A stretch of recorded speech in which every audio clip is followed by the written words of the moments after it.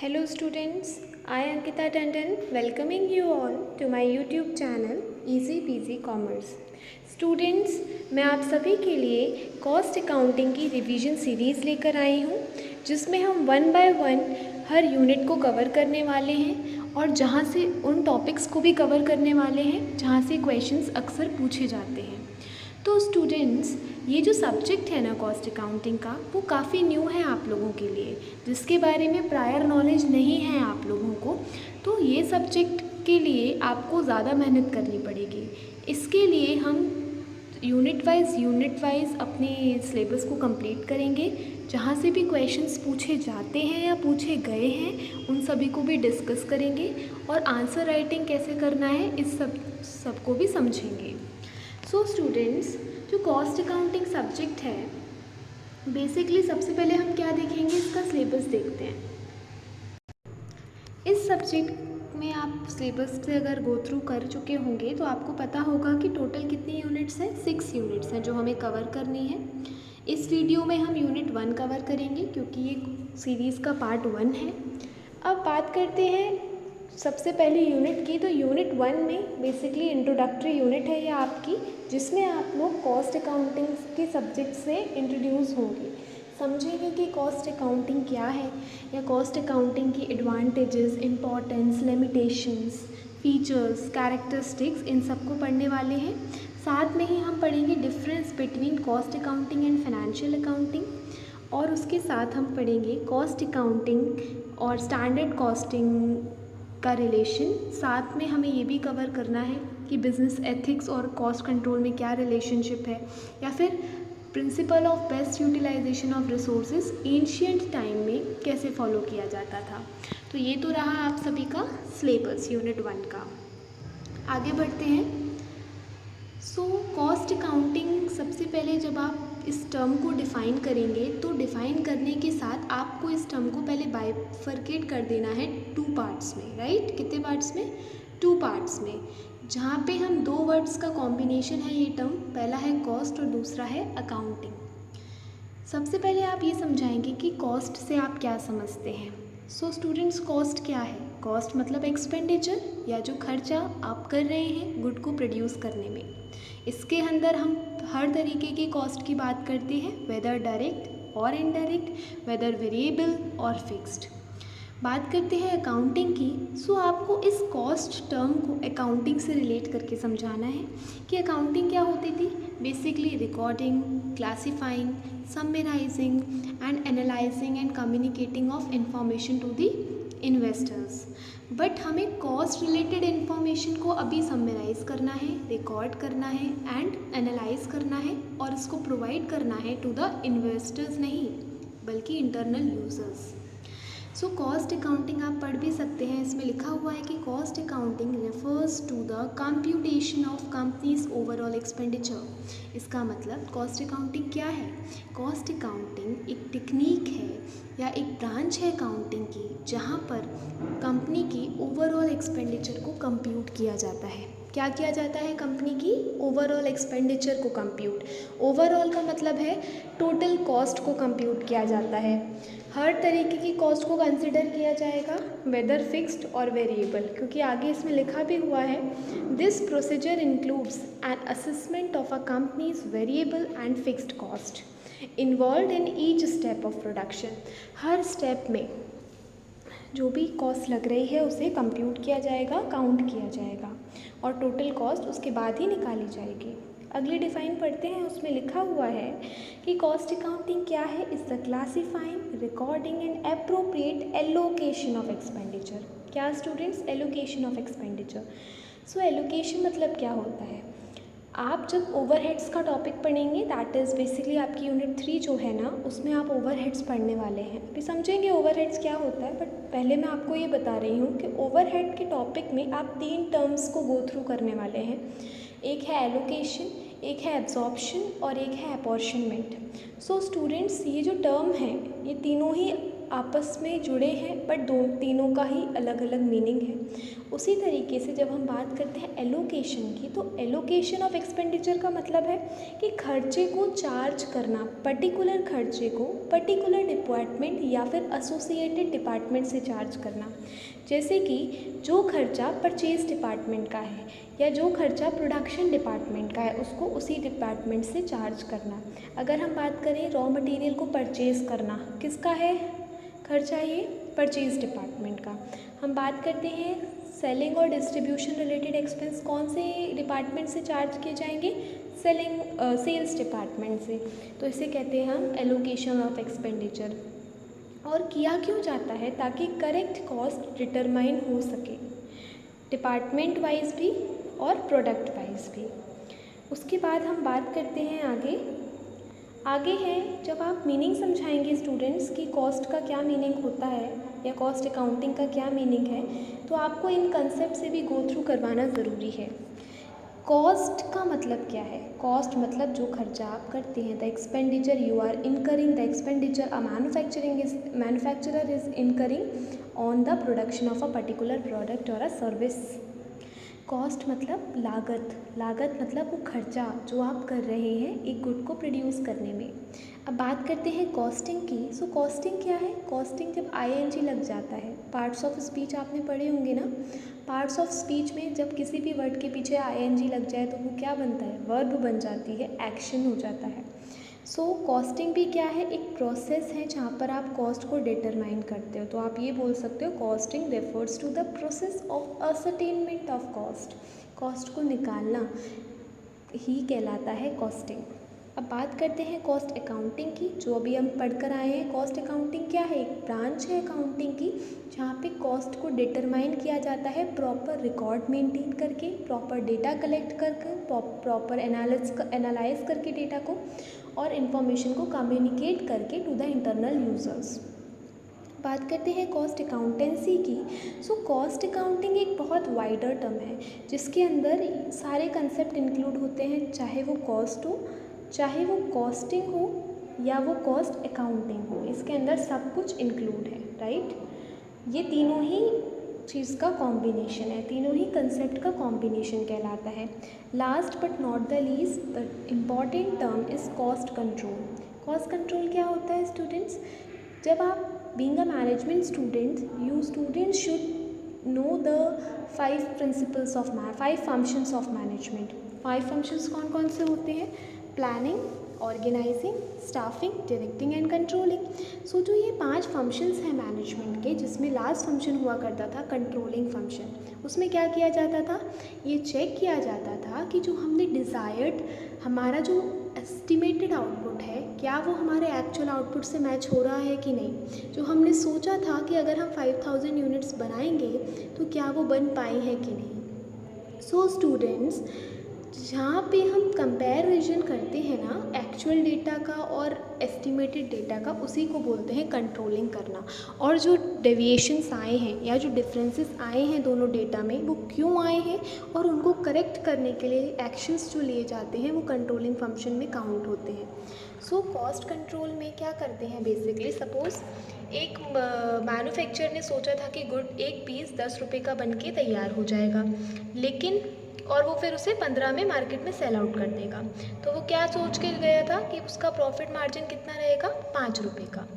But जब goods produce होकर आया तो पता चला कि पर यूनिट कॉस्ट 12 रुपये लग रही है और वो सेलिंग प्राइस को फिक्स पहले से कर चुके हैं 15 रुपये। तो अब जो प्रॉफिट मार्जिन होगा वो केवल 3 रुपये का होगा। So that is the difference. यहाँ पे डिफरेंस एग्जिस्ट करता है, जहाँ पे आपने जो एस्टिमेट किया था 5 रुपीज़ का प्रॉफिट, जो नहीं आ पाया है, अब प्रॉफिट एक्चुअल आ रहा है 3 रुपये का। तो ये डिफरेंसेस क्यों आए, कहाँ पे कॉस्ट ज़्यादा लग गई, कॉस्ट 12 रुपये कैसे हो गई, 2 रुपये कॉस्ट कहाँ बढ़ गई, इस चीज़ को चेकआउट करना is known as cost controlling. ठीक है स्टूडेंट्स, आप सब इन सारे कंसेप्ट को भी मीनिंग के साथ लिखते हैं तो आपका वेटेज भी अच्छा होता है और आपकी आंसर राइटिंग भी इन्हांस होती है। अब बात करते हैं नेक्स्ट जो है नेचर एंड कैरेक्टरिस्टिक्स। भले ही इसके नाम से आपसे फीचर्स भी पूछे जा सकते हैं तो यही रहेगा सेम। फीचर्स में आप बताएंगे कि साइंस और आर्ट है। कॉस्ट अकाउंटिंग कैसी साइंस है, क्योंकि कॉस्ट अकाउंटिंग के सारे प्रिंसिपल्स गाइड होते हैं थ्रू बेसिक कॉस्ट, सारे कंसेप्ट गाइड होते हैं थ्रू कॉस्ट अकाउंटिंग प्रिंसिपल्स। कोई भी चीज़ साइंस तब बनती है जब वो गवर्न होती है थ्रू प्रिंसिपल्स। और आर्ट कब बनती है? आर्ट मीन्स कला, वो डिपेंड करता है on the skills of a manager कि वो कैसे कॉस्ट को कंट्रोल कर पा रहा है, कैसे वो अपने डिज़ायर्ड आउटपुट को अचीव कर पा रहा है। ये उसकी स्किल्स और स्पेशलाइजेशन पे डिपेंड करता है। समझ आया स्टूडेंट साइंस एंड आर्ट कैसे है? अगली बात करते हैं specified part of general accounting. Cost accounting एक पार्ट है जनरल अकाउंटिंग का, क्योंकि यहाँ भी हम अकाउंट्स मेंटेन कर रहे हैं, रिकॉर्ड्स मेंटेन कर रहे हैं और लास्ट में क्या कर रहे हैं? कम्युनिकेट कर रहे हैं, फाइनेंशियल कम्युनिकेट कर रहे हैं इन्फॉर्मेशन को। Third point is cost ascertainment. Cost ascertainment में क्या होता है? बेसिकली कॉस्ट को पता करते हैं, जो कि हमारा मेन ऑब्जेक्टिव है कॉस्ट अकाउंटिंग का, या इस पॉइंट को आप ऑब्जेक्टिव में भी लॉन्च कर सकते हैं। अगली बात करते हैं provided basis for decision making. अब बात करते हैं कि कॉस्ट अकाउंटिंग बेस कैसे प्रोवाइड करता है डिसीजन के लिए। सो अभी मैंने आपको एग्जांपल दिया है ना 10, 15, तो क्या हुआ? 15 सेलिंग प्राइस किसके बेसिस पर डिसाइड की गई थी? कॉस्ट के बेसिस पर ना, तभी तो हमने 5 रुपये का प्रॉफिट मार्जिन रखा। सो डिसीजन मेकिंग बहुत इम्पॉर्टेंट प्रोसेस है, लेकिन प्राइस डिसाइड करना, प्राइसिंग स्ट्रैटेजी डिसाइड करना किस पे डिपेंड करेगा? On the cost of the product. जब आपको ये पता चल जाएगा कि हमारा प्रोडक्ट कितने में बन के तैयार हो रहा है, उसके अकॉर्डिंग ही तो आप प्राइस को सेट करोगे, क्योंकि उसी का प्राइस और कॉस्ट का डिफरेंस ही क्या कहलाएगा? Profit margin. अगला बात करते हैं वाइडर एरिया या wider scope. So cost accounting का बहुत वाइडर स्कोप है। हम यहाँ पे कॉस्ट ऑफ द प्रोडक्ट ही नहीं काउंट करते, हम इसमें अलग अलग एस्पेक्ट पढ़ते हैं, अलग अलग मेथड्स पढ़ते हैं, अलग अलग टेक्निक्स पढ़ते हैं। अभी 1 बाय 1 हम गो थ्रू करने वाले हैं हर एक चीज़ से, तो आपको समझ में आएगा कि कॉस्ट अकाउंटिंग का कितना वाइडर स्कोप है। अब आगे बढ़ते हैं। अगला पॉइंट है स्कोप ऑफ कॉस्ट अकाउंटिंग। सो सबसे पहले स्कोप में आप बताएंगे कि क्या स्कोप ऑफ कॉस्ट अकाउंटिंग में कि कॉस्ट असर्टेनमेंट।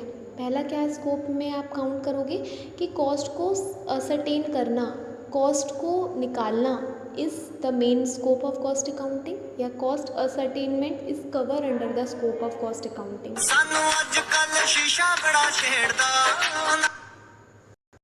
नेक्स्ट बात करते हैं कॉस्ट कंट्रोल की। सो कॉस्ट कंट्रोल पॉइंट भी हम अभी डिस्कस कर चुके हैं। अगली है कॉस्ट ऑडिट। ऑडिट मतलब होता है एग्जामिनेशन करना, चेक करना, वेरीफाई करना रिकॉर्ड्स को। सो कॉस्ट ऑडिट में क्या होता है? कॉस्ट रिकॉर्ड्स का वेरिफिकेशन किया जाता है, तो ये भी कॉस्ट अकाउंटिंग के अंदर आता है। Next is cost reduction.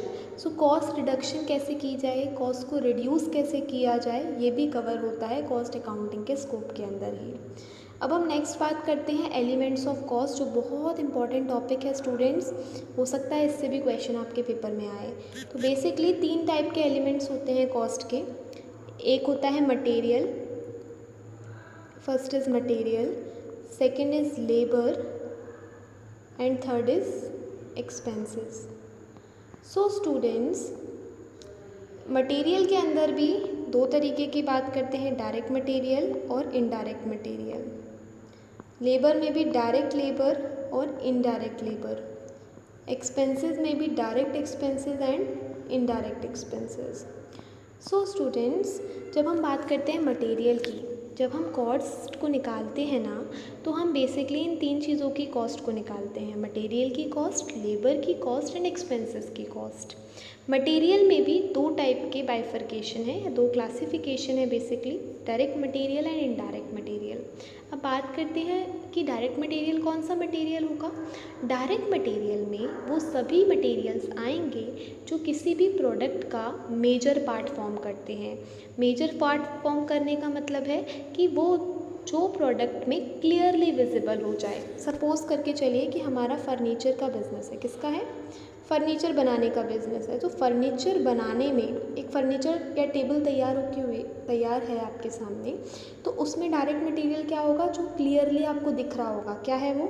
Timber, मतलब वुड। अब हम बात करते हैं उस पर्टिकुलर फर्नीचर के अंदर या टेबल के अंदर इनडायरेक्ट मटेरियल क्या होगा? टिम्बर की कॉस्ट तो डायरेक्ट मटेरियल कॉस्ट में आ गई, बट इनडायरेक्ट मटेरियल में क्या आएगा? ग्लू या ऑयल, जो भी यूज़ हो रहा है बट आपको विजिबल नहीं है, वो आता है इनडायरेक्ट मटेरियल।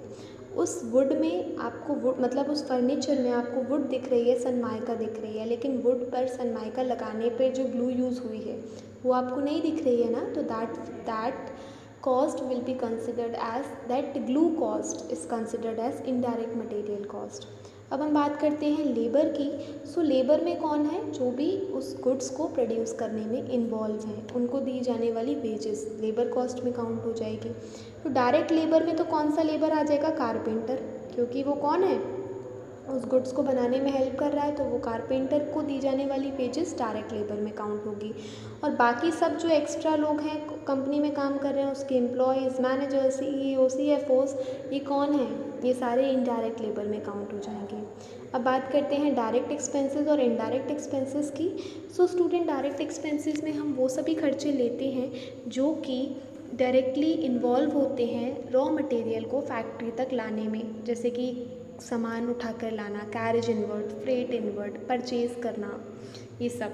और इनडायरेक्ट एक्सपेंसेस में वो सारे एक्सपेंसेस आते हैं जो कि गुड्स के तैयार होने के बाद के, जैसे कि गुड्स को मार्केट तक लेकर जाना, वेयर हाउस में रखना, रेंट देना, इलेक्ट्रिसिटी बिल पे करना, ये सब आ जाता है इनडायरेक्ट एक्सपेंसेस में। ठीक है स्टूडेंट्स, अब हम एक बार चार्ट से भी गो थ्रू कर लेते हैं कि एलिमेंट ऑफ कॉस्ट में 3 टाइप के एलिमेंट होते हैं, मटेरियल, लेबर एंड एक्सपेंसेस, और तीनों में ही बाइफर्केशन है। स्टूडेंट्स, ये चीज़ भी नोट डाउन कर लीजिएगा कि direct material plus direct labour plus direct expenses क्या कहलाता है? Prime cost. वहीं indirect material, indirect labour and indirect expenses क्या कहलाता है? ओवरहेड्स। मतलब सारे इनडायरेक्ट खर्चों का सम कहलाता है ओवरहेड, जो कि अपन यूनिट नंबर 3 में भी डिस्कस करने वाले हैं। अब आगे बढ़ते हैं। Next is difference between cost accounting and financial accounting. क्योंकि स्टूडेंट्स आप दोनों ही सब्जेक्ट पढ़ रहे हैं, दोनों ही सब्जेक्ट का एग्ज़ाम भी देने वाले हैं, तो आपको डिफरेंस तो कुछ तो समझ अभी आया ही होगा पढ़कर, और अब हम एक बार डिफरेंसेस से गो थ्रू करेंगे तो और क्लियर हो जाएगा। तो कॉस्ट अकाउंटिंग और फाइनेंशियल अकाउंटिंग में बेसिक आप डिफरेंस बताएंगे सबसे पहले उनके मीनिंग का, कि कॉस्ट अकाउंटिंग का क्या मतलब है और फाइनेंशियल अकाउंटिंग का क्या मतलब है। अब नेक्स्ट डिफरेंस आप बताएंगे यूज़र्स का, कि कॉस्ट अकाउंटिंग के यूज़र्स कौन होते हैं? कंपनी के इंटरनल मैनेजमेंट, जो कंपनी के जो इंटरनल यूज़र्स होते हैं, जैसे कि मैनेजमेंट या डिपार्टमेंटल हेड्स, ये सब क्यों यूज़ करते हैं कॉस्ट अकाउंटिंग की इन्फॉर्मेशन को? ताकि वो डिसीजन ले पाएँ कि उनको प्राइस क्या रखनी है या अपना ऑब्जेक्टिव क्या रखना है ईयर वाइज। उसके बाद फाइनेंशियल अकाउंटिंग के यूज़र्स एक्सटर्नल यूज़र्स होते हैं। देन आप बता देंगे कि ऑब्जेक्टिव क्या है इनका। फिर आप बताएंगे रूल्स एंड गाइडलाइंस, कि कॉस्ट अकाउंटिंग के लिए कोई स्पेसिफाइड या स्टैंडर्डाइज रूल्स नहीं है, वहीं फाइनेंशियल अकाउंटिंग के लिए रूल्स स्टैंडर्डाइज्ड हैं और स्ट्रिक्ट हैं। उसके बाद टाइम फोकस बताएंगे कि कॉस्ट अकाउंटिंग में जो इन्फॉर्मेशन है वो प्रेजेंट और फ्यूचर ओरिएंटेड दोनों ही होती है, क्योंकि जो आप अकाउंट्स बना रहे हैं बेसिकली क्यों बना रहे हैं? ताकि हम फ्यूचर में प्राइस डिसाइड कर सकें, सेलिंग प्राइस डिसाइड कर सके, ऑब्जेक्टिव डिसाइड कर सके। लेकिन फाइनेंशियल अकाउंटिंग में क्या होता है, जो भी पास्ट ओरिएंटेड या फिर जो ट्रांजैक्शंस या रिकॉर्ड्स बन चुके हैं उनके बेसिस पे डिसीजन लिया जाता है। स्कोप की बात करें तो कॉस्ट अकाउंटिंग का थोड़ा स्कोप लिमिटेड है, वहीं फाइनेंशियल अकाउंटिंग का वाइडर और अनलिमिटेड स्कोप है। नेक्स्ट भी डिफरेंसेस दिए गए हैं लेवल ऑफ डिटेल्ड, कि कॉस्ट अकाउंटिंग में डिटेल होती है लेकिन कॉस्ट रिलेटेड, टोटल कॉस्ट या पर प्रोडक्ट कॉस्ट रिलेटेड होती है। वहीं फाइनेंशियल अकाउंटिंग में जो डिटेल्स होती हैं वो समराइज्ड होती हैं, जिसमें हर तरीके के एक्सपेंसेस काउंट होते हैं, साथ में स्टेटमेंट्स बनाए जाते हैं, fund flow, cash flow, common size, ratios analyse किए जाते हैं, ट्रेंड एनालाइज किया जाता है, ये सब। उसके बाद करें मैंडेटरी स्टेटस की बात, तो मैंडेटरी स्टेटस में कॉस्ट अकाउंटिंग करना ऑप्शनल है, वहीं फाइनेंशियल अकाउंटिंग करना कंपलसरी है। ये और भी कुछ डिफरेंसेस दिए गए हैं टाइप ऑफ इंफॉर्मेशन के बेसिस पर, वैल्यूएशन प्रिंसिपल्स की बेसिस पर, तो आप एक बार इनसे गो थ्रू कर लीजिएगा और अगर आपको डाउट हो तो आप पूछ सकते हैं। अब नेक्स्ट जो स्टूडेंट्स इम्पॉर्टेंट टॉपिक है वो है methods of costing. So methods of costing में क्या पढ़ना है कि कौन कौन से टाइप्स ऑफ कॉस्टिंग होते हैं जो एक इंडस्ट्री अप्लाई कर सकती है। मेथड्स ऑफ कॉस्टिंग में पहला मेथड है job costing. Job costing method वो इंडस्ट्रीज़ अप्लाई करती हैं जो कि प्रोडक्ट बनाती हैं जिसमें कॉन्ट्रैक्ट बेसिकली शॉर्टर ड्यूरेशन का दिया जाता है और बनाया जाने वाला प्रोडक्ट वो कस्टमर डिमांड के बेस पर होता है। जैसे कि अगर हम कोई गिफ्ट कस्टमाइज़ करवाते हैं, गिफ्ट देते हैं उसे हम कस्टमाइज़ कराते हैं, तो दैट कॉस्टिंग जॉब कॉस्टिंग कहलाएगी, क्योंकि यहाँ पर प्रोडक्ट हमारे कस्टमाइजेशन के अकॉर्डिंग या स्पेसिफिकेशन के अकॉर्डिंग बनाया जा रहा है। वहीं कॉन्ट्रैक्ट कॉस्टिंग में भी सेम ही चीज़ होती है, लेकिन कॉन्ट्रैक्ट कॉस्टिंग में जो ड्यूरेशन है वो लॉन्गर ड्यूरेशन होती है और जॉब कॉस्टिंग में ड्यूरेशन शॉर्टर ड्यूरेशन होती है। बैच कॉस्टिंग अप्लाई की जाती है बेसिकली आइडेंटिकल प्रोडक्ट्स पर। जैसे कि मेडिसिन्स की बात करें, मेडिसिन्स में हमारा गुड्स कैसा है, आइडेंटिकल है, बैचेस के बैचेस निकलते हैं, पैकेट्स के पैकेट्स होते हैं मेडिसिन्स के जो एक जैसे दिखते हैं, आइडेंटिकल इन नेचर होते हैं। तो यहाँ पर जो कॉस्टिंग अप्लाई होगी, तो मेथड्स ऑफ कॉस्टिंग अप्लाई किया जाएगा उसे बैच कॉस्टिंग कहेंगे। मार्जिनल और यूनिफॉर्म हम आगे डिस्कस करेंगे टेक्निक्स में। नेक्स्ट बात करते हैं प्रोसेस कॉस्टिंग। प्रोसेस कॉस्टिंग वो इंडस्ट्रीज़ अप्लाई करती हैं जहाँ पर गुड्स को नंबर ऑफ प्रोसेस से गो थ्रू करना पड़ता है in order to get a finished good. जैसे कि ऑयल रिफाइनरीज़ होती हैं या सोप इंडस्ट्रीज़ होती हैं, यहाँ पे गुड्स मिलने तक की प्रोसेस काफ़ी लंबी होती है और एक प्रोडक्ट को काफ़ी न्यूमरस स्टेप्स से गुजरना पड़ता है और हर एक स्टेप में एक नया प्रोडक्ट बन के आता है। उस टाइप के प्रोडक्ट के मैन्युफैक्चरिंग में जो इंडस्ट्रीज़ डील करती हैं वो प्रोसेस कॉस्टिंग को यूज़ करती हैं, जैसे कि ऑयल रिफाइनरीज़ या सोप इंडस्ट्रीज़। ऑपरेटिंग कॉस्टिंग में ये उन इंडस्ट्रीज़ पर अप्लाई नहीं होता जो गुड्स मैन्युफैक्चर करते हैं, बल्कि जो सर्विस रेंडर करते हैं। अब किस टाइप की सर्विस रेंडर करते हैं, बेसिकली सर्विस रेंडर की जाती है ट्रांसपोर्टेशन की या होटल लॉजिंग की या डाइनिंग की, ये वो सारे इंडस्ट्रीज़ फॉलो करती हैं। ठीक है स्टूडेंट्स, ये थे मेथड्स ऑफ कॉस्टिंग और ये सभी मेथड्स ऑफ कॉस्टिंग की हर एक यूनिट है। एक जॉब कॉस्टिंग की यूनिट है, एक प्रोसेस कॉस्टिंग, एक कॉन्ट्रैक्ट कॉस्टिंग, एक ऑपरेटिंग कॉस्टिंग। सो सबको आपको अकाउंट्स बना के समझना भी है। अभी तो हम थ्योरी डिस्कस कर रहे हैं आप बस। नेक्स्ट बात करते हैं टेक्निक्स ऑफ कॉस्टिंग की। तो टेक्निक्स ऑफ कॉस्टिंग है कि कॉस्ट कैसे निकाली जाएगी, क्या मेथड क्या टेक्निक आप यूज़ करने वाले हो। जैसे डेप्रिसिएशन था तो डेप्रिसिएशन हम SLM से भी कर लेते थे और WDV से भी कर लेते थे। उसी तरीके से टेक्निक्स ऑफ कॉस्टिंग में आप कौन सा टेक्निक यूज़ कर रहे हो वो हम पता करते हैं। एक है हिस्टोरिकल कॉस्टिंग। हिस्टोरिकल कॉस्टिंग में आप कॉस्ट को तब असर्टेन करते हो जब वो इनकर हो चुकी होती है, मतलब cost is ascertained after incurring of that cost. Cost incur होने के बाद कॉस्ट का कैलकुलेशन करना हिस्टोरिकल कॉस्टिंग कहलाता है।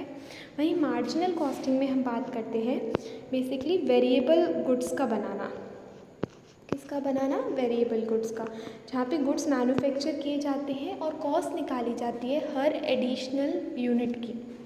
Cost of manufacturing an additional unit of a product is known as marginal costing. बात करते हैं एब्जॉर्प्शन कॉस्टिंग की। तो यहाँ पे दोनों ही कॉस्ट को कंसिडर किया जाता है, fixed and variable. Fixed and variable दोनों ही कॉस्ट को इनकर करके कैलकुलेट किया जाता है। और स्टैंडर्ड कॉस्टिंग में कॉस्ट को निकाला जाता है on the basis of pre determined standards और क्राइटेरिया। जो हमने प्री डिटरमाइन करके चले थे उसके बेसिस पे हम कॉस्ट असरटेन करते हैं।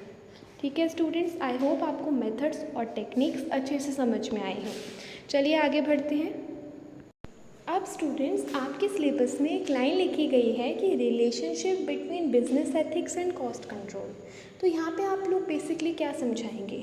सबसे पहले आपको बिजनेस कॉस्ट कंट्रोल का मीनिंग तो आपको समझ में आ गया कि कॉस्ट कंट्रोल क्या होता है, कॉस्ट को कंट्रोल करना और डेविएशंस आ रहे हैं तो उनका पता लगा के उनको करेक्ट करना। वहीं उसी तरीके से जो बिज़नेस एथिक्स होते हैं वो क्या होते हैं? बिज़नेस एथिक्स वो गाइडिंग प्रिंसिपल्स हैं जो हमें गाइड करते हैं और हमें बताते हैं कि क्या सही है और क्या गलत है, राइट? क्या सही है और क्या गलत है। जब हम बात करते हैं कि बिज़नेस एथिक्स और कॉस्ट कंट्रोल में क्या रिलेशनशिप है, तो आपको यहाँ ये समझाना होता है कि being exist in a society, क्योंकि आपका बिज़नेस या एक फर्म या आप एज अ बिज़नेसमैन यूज़ कर रहे हैं रिसोर्सेज ऑफ द सोसाइटी, तो ये आपकी ऑब्लिगेशन होती है कि आप भी सोसाइटी को कुछ पे करें, राइट?